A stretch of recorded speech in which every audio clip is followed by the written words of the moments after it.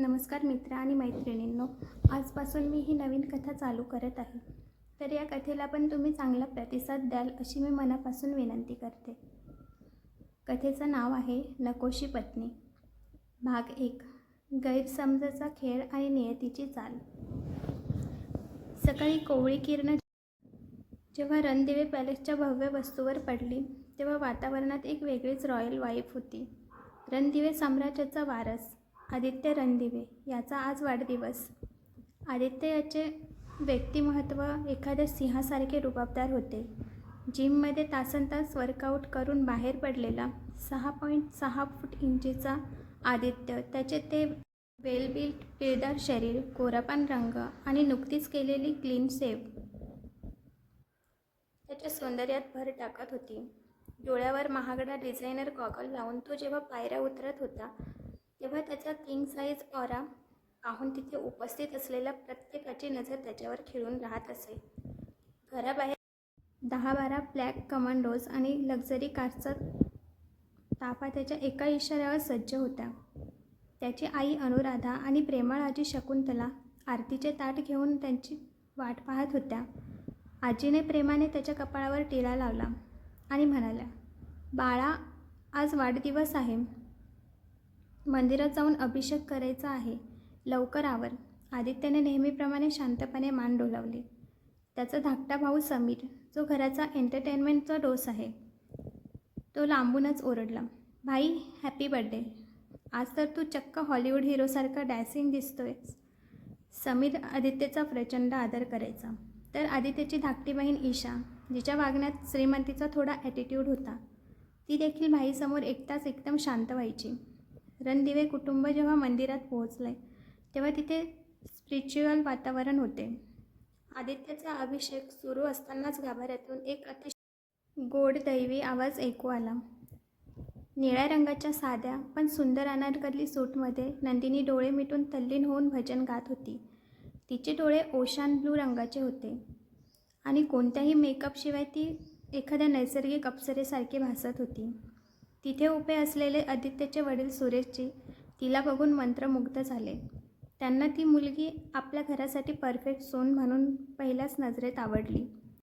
अभिषेक संपवून बाहेर पडणाऱ्या आदित्यलाही त्या आवाजाने साद घातली.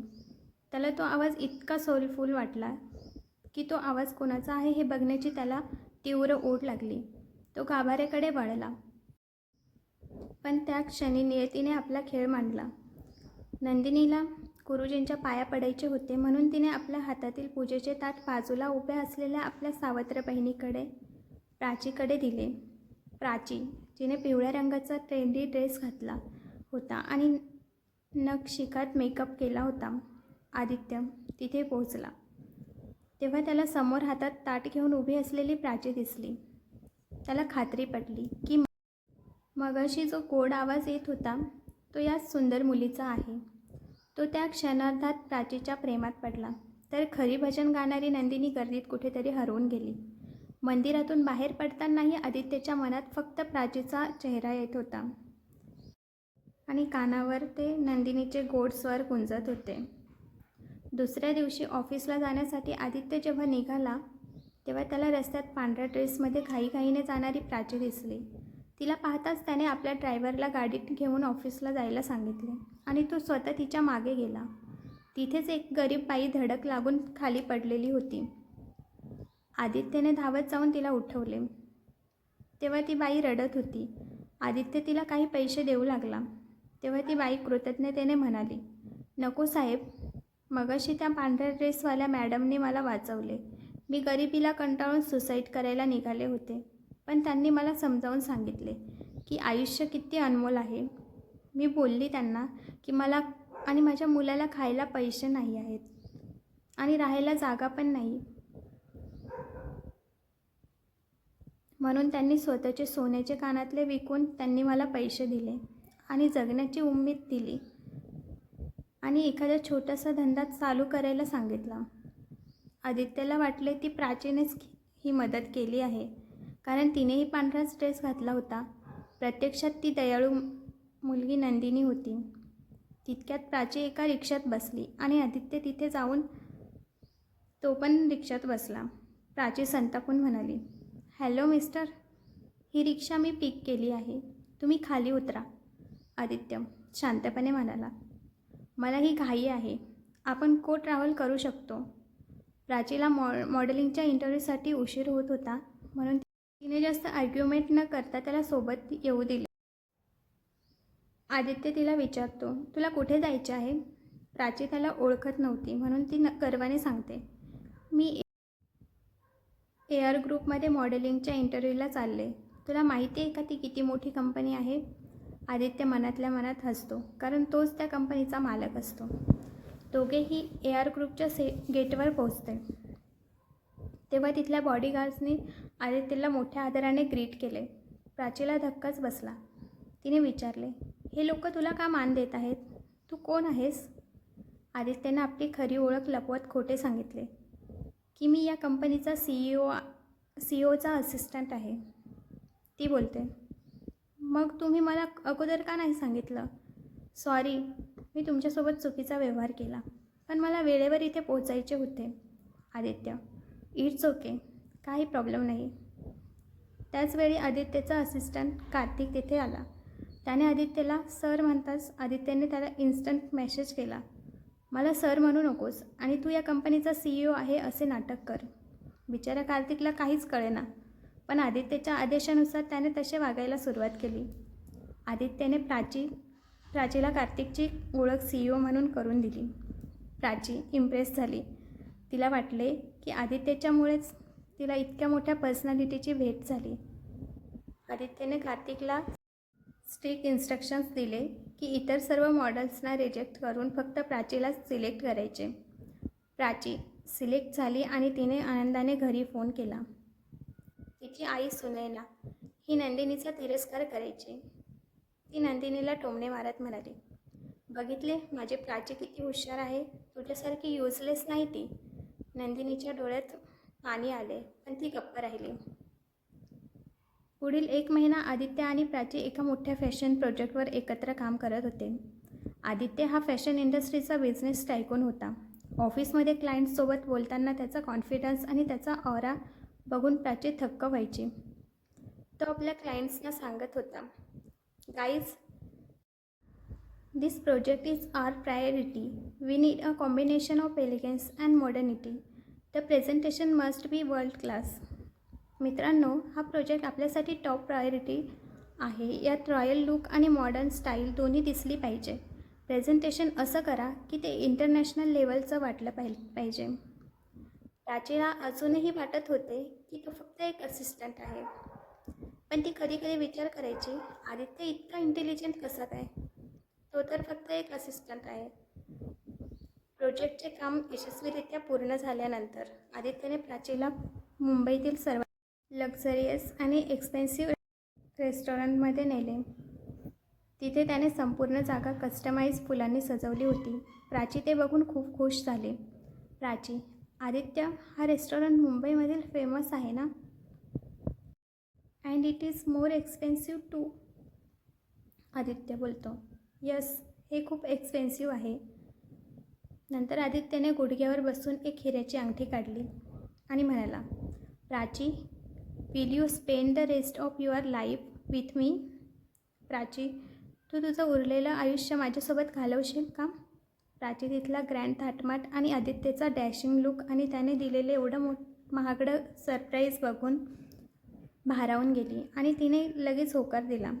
आदित्यला वाटले की प्राचीने त्याच्यावर खरं प्रेम केले आहे, पण त्याला हे माहीत नव्हतं की प्राची फक्त त्याच्या श्रीमंतीकडे आकर्षित झाली आहे. आदित्य घरी फोन करून सांगतो की त्याला एक मुलगी पसंत आहे. तेव्हा घरातील आनंदाची लाट येते. आजी आणि आई अनुराधा एकमेकींना मिठी मारतात. त्या बोलतात, नशीब, आदित्यला एखादी तरी मुलगी पसंत आली. मुलींची लाईन लागली त्याच्यासाठी, पण तो लग्न करतच नव्हता, म्हणून आता सर्व खुश होते. समीर तर आनंदाने नाचू लागला.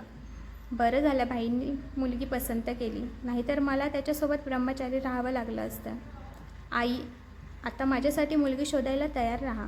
अनुराधा हसून म्हणते, नोटंकी, तुझ्यासाठी आम्ही नाही, तुझी वहिनीच मुलगी शोधेल. ईशा पण म्हणते, भाईच्या लग्नात आता खूप मजा येईल. रणदिवे कुटुंबात जेव्हा लग्नाची चर्चा सुरू झाली तेव्हा सुरेशजींनी नंदिनीचा विषय काढला, पण आदित्यने प्राचीचे नाव घेताच ते मुलाच्या सुखासाठी तयार झाले. मात्र आत्या करुणा आणि तिची मुलगी मेघा यांच्या मनात जेलसीचा आग जळत होती. करुणा आत्या, जिला फक्त संपत्तीची भूक होती, तिने मनाशीच एक इव्हिल प्लॅन आखला. तिला वाटत होतं मेघाचं लग्न आदित्यसोबत करून सर्व प्रॉपर्टीची मालकीण बनायचं होतं. रणदिवे कुटुंब जेव्हा लग्नाची मागणी घेऊन दीक्षितांच्या घरी पोहोचले तेव्हा त्यांचा ताट आणि महागड्या गाड्या पाहून सुनैना आनंदाने वेडी झाली. तिने नंदिनीला खोलीत कोंडले आणि अत्यंत क्रूरपणे ओरडून सांगितले, नंदिनी, तुझं हे अनलकी तोंड बाहेर कोणाला दाखवू नकोस. तू तर जन्माला येताच तुझ्या आईला खाल्लंस, आता प्राचीचं सुख तरी खाऊ नकोस. नंदिनी किचनमध्ये एकटीच रडत बसली आणि तिने पाहुण्यांसाठी पोहे बनवले. आई, तू का मला सोडून गेलीस? I miss you so much I. तिचे अश्रू खाली पडत होते. देवेंद्रजी सर्वांचे स्वागत करतात. सुनैना तर अनुराधाजींनी आणलेल्या गिफ्ट्स आधी घेते, मग सर्वांना बसायला सांगते. देवेंद्रजी बोलतात, मला माझ्या मोठ्या मुलीचं लग्न आधी करायचे होते, पण आदित्य आणि प्राची एकमेकांना पसंत करतात आणि त्यांच्या सुखासाठी आपण त्यांना थांबून तर काही ठेवू शकत नाही. म्हणून मग मी ठरवलं की जेवढे लवकर करता येईल तेवढं लवकर करून टाकू लग्न. प्राची आणि आदित्य एकमेकांकडे बघून खुश होतात. सुनैना बोलते, प्राची, पोहे घेऊन ये बाळा. आणि प्राची जेव्हा नंदिनीने बनवलेले पोह्यांचा ट्रे घेऊन बाहेर येते तेव्हा आदित्यने तिच्याकडे बघून एक चार्मिंग स्माईल दिली. आजींना पोहे खूप आवडले. आजी बोलते, पोहे तर खूप छान झाले. सुनैना क्रेडिट स्वतःच्या मुलीला म्हणजेच प्राचीला देत बोलते, हे प्राचीनेच केले. प्राची खूप हुशार आहे, सर्व गोष्टी स्वयंपाक तर खूप छान करते. आजी आणि अनुराधाच्या चेहऱ्यावर समाधान वाटते. लग्नाचे सर्व काही फिक्स झाले, पण प्राचीच्या मनात अजूनही तिच्या करिअरची काळजी होती. सुनैना तिला सांगत होती, अगं प्राची, हे कुटुंब इतकं रिच आहे की तुला काम करायची गरजच नाही, आणि करायचंच असेल तर आदित्य तुझं ऐकेल आणि करू देईल काम, नको टेन्शन घेऊस. प्राची, हो आई, आदित्य तर बोलला की लग्नानंतर पण काम करू शकते, पण त्याच्या घरच्यांनी पण ऐकायला पाहिजे. सुनैना तिला खूप समजावते तेव्हा प्राची तयार होते, पण तिचं अर्धमन करिअरसाठी अडकलेलं होतं. आणि इकडे पाणी प्यायचं नाटक करून आलेल्या करुणा आत्या त्या दोघींचे हे गुपित चोरून ऐकतात. ती बोलते, म्हणजे या प्राचीचं अर्धमन करिअरसाठीच उरतं आहे. म्हणजे तिला हे लग्न करायचं तर आहे, पण तिचं करिअर सोडायचं नाही. आता बघते ही प्राची कसं लग्न करते आदित्यसोबत. तिने ठरवलं की लग्नाच्या दिवशी ती प्राचीचे कान अशा प्रकारे भरेल की ती वेडिंग मंडप सोडून पळून जाईल. ती बोलते, मी तिला असं भासवेन की आदित्यच्या घरचे तिला बाहेर नाही पडू देणार लग्नानंतर. मग ती लग्न करणारच नाही. मंडपात नवरी नसेल आणि मी होऊ नये म्हणून मेघाचं लग्न आदित्यसोबत लावून देईन. हा तिचा प्लॅन ती एकटीच ठरवते, पण नियतीने तर वेगळाच खेळ रचलेला आहे. नंदिनीचं नशीब एका अशा वळणावर येऊन पोहोचते की जिथे नियतीने एक भयानक खेळ खेळते. काय होईल जेव्हा लग्नाच्या दिवशी प्राची गायब होईल आणि नंदिनीच्या वडिलांच्या हट्टापायी नंदिनीला वधू म्हणून समोर यावे लागेल. ती दोन्ही घराची इज्जत जपण्यासाठी हे लग्न तर करेल, पण आदित्यला वाटेल की नंदिनीनेच प्राचीला पळवून लावले आहे. लग्नाच्या नंतर पहिल्या रात्री जेव्हा आदित्य नंदिनीला नकोशी म्हणून तिचा तिरस्कार करेल तेव्हा नंदिनी या अन्यायाचा सामना कशी करेल ते बघण्यासाठी माझ्या चॅनलला सबस्क्राईब करा, बेल आयकॉनवर क्लिक करा आणि नोटिफिकेशन ऑल करा, म्हणजे माझी ही सुंदर कथा तुमच्यापर्यंत पोहोचण्यास मदत होईल. धन्यवाद.